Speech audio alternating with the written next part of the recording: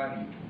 The confirmation of the interim appointment of Sara Duterte to the rank of Colonel.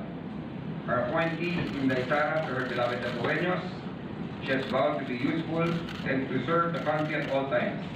And indeed, she has been serving her motherland in multiple and different capacities. She is a lawyer.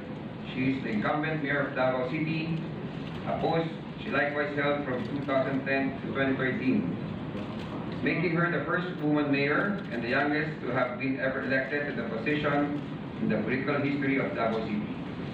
In 2009, she was commissioned in the AFP Reserve Force with the initial rank of captain in the Philippine Army, received numerous recognition and awards for her service duties. Her support, professionalism, and dedication to service have indeed greatly contributed to the accomplishments of the Eastern Mindanao Command mission in maintaining peace, security, and development, particularly in our areas of responsibility. My dear distinguished colleagues, it is with great honor and privilege that I move for the confirmation of the appointment of Mayor Sara Duterte to the rank of Colonel, a leader who is always and unconditionally at the service of our country. I so move, Mr. Chair. Mr. Chairman.